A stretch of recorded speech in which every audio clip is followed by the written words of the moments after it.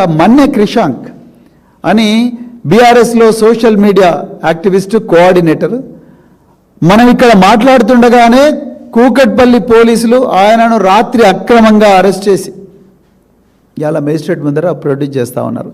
ఆయన మీద ఆయన భార్య మీద కూడా ఈ కాంగ్రెస్ వాళ్ళందరూ కూడా విపరీతంగా సోషల్ మీడియా వేదికగా దాడులు చేస్తూ ఉన్నారు.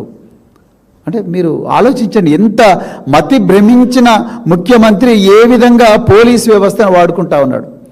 మేము ఆ రోజు కూడా ఇదే వేదికగా చెప్పినాం, అయ్యా నువ్వు సీక్రెట్గా ఉండాల్సిన సంస్థలను బజారుకి ఇడుస్తూ ఉన్నావు.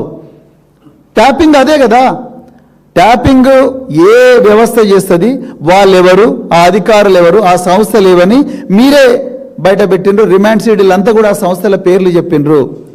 ఇవాళ మళ్ళీ ఈ టెలిస్క్రైబ్ అనే ఒక న్యూస్ ఛానల్ను బంద్ చేయడం కోసం కౌంటర్ ఇంటెలిజెన్స్ సెల్ అనే ఒక సంస్థను, మీరు సీక్రెట్గా ఉండాల్సిన సంస్థను, టెర్రరిస్టు కార్యకలాపాలను మానిటర్ చేయాల్సిన ఈ సంస్థను బజారుకి ఈడుస్తూ ఉన్నారు.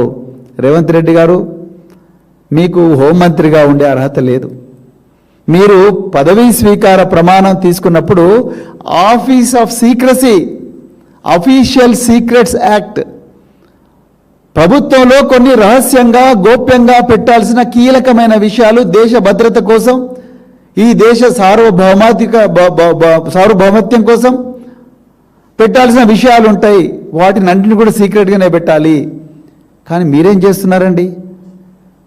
మీ దందాలన్నీ బయటికి తీసుకొస్తున్నందుకు, మీ అక్రమాలన్నీ వెలుగులోకి తీసుకొస్తున్నందుకు, మీ నుండి ప్రజలను ప్రతిరోజు కూడా కాపాడుతున్నందుకు మీరు